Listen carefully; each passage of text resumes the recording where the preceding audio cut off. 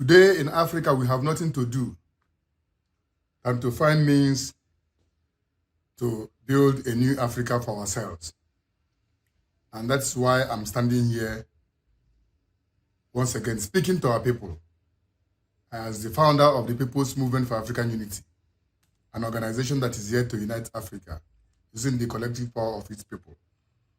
But whilst we are preparing for the new Africa and calling people to get involved into the project, I want to use this opportunity to speak about the military coup d'etat that has been going on in Africa, more recently, a few days ago, in the Republic of Niger. Some people have received the military coup d'etat with a certain degree of pessimism. Some are excited about it. Some expressed a balanced views. Everybody talking a lot of things about it. And I'm here to speak one thing, that we should try to reason from it with the objective mind. The military coup d'etat in Africa is not a solution to the African problem. The civilian rule in Africa is equally not a solution to the African problem. The solution to African problem is not the type of leadership terminology that is attached to it. The problem is, what is leadership made to do in Africa? Are they getting it right or wrong? And what should be done if they are wrong? And obviously, they are wrong because things are not going well in Africa. So what should be done to get this thing right? That is the question.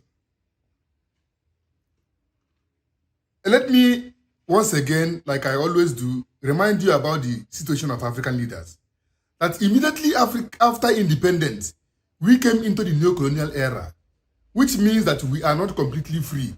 The neo-colonial era is like a power-sharing government between African people and the imperialist forces, meaning that we are not in complete control. And those things, like I'm always saying, has some mysterious powers that are sustaining them, spiritual forces behind it. So immediately after the establishment of modern post-colonial African governments, the first obligation, the primary obligation that was given to African leaders was to sit on the seat of power to prevent white men from directly coming to control Africa, as well as directly and recklessly exploiting Africa. That's what the African presidents are made to do. So if any leader goes into the position of leadership and is not able to carry this obligation of protecting Africa from reckless exploitation, I'm not saying that we are going to solve all the problems. To protect Africa from reckless exploitation, then that leader is not performing the duty he's supposed to do. He needs to go. If he cannot go democratically, he needs to go even by military. So I'm not saying that the military is the best option or civilian.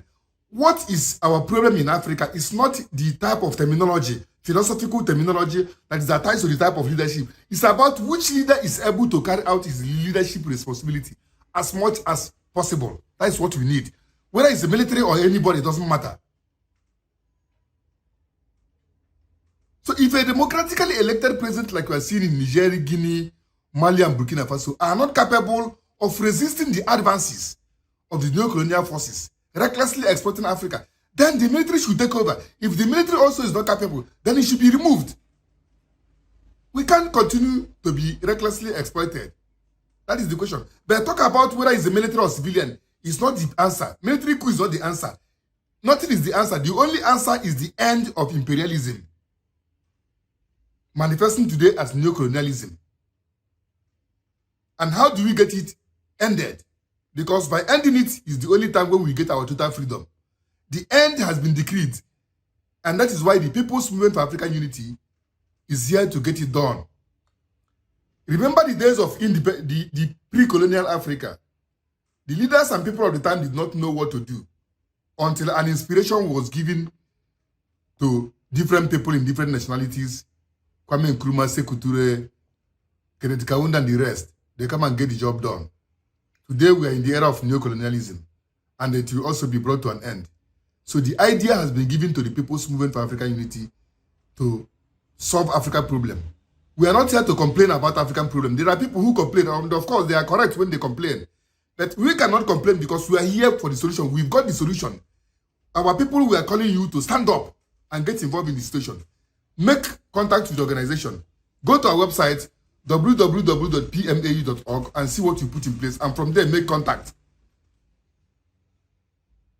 And I repeat again that the leadership terminology is not our problem. What we need today is to liberate Africa. But no nation or group of people can liberate Africa on their own. It demands collective responsibility. That's what African unity is all about. And I advise you to visit other of our messages to be able to understand what you are speaking about. And from there, get yourself involved. I thank you. And I use this opportunity and tell you that Africa will stand. But you have to work hard for it. It's not going to be easy, but everything is possible.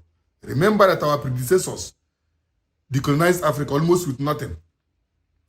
South Africa has to face the problem of apartheid with almost empty-handed. And because they were sustained by God, after every battle, apartheid and its nuclear forces were defeated today. Kwame Nkrumah came together. He didn't command military force.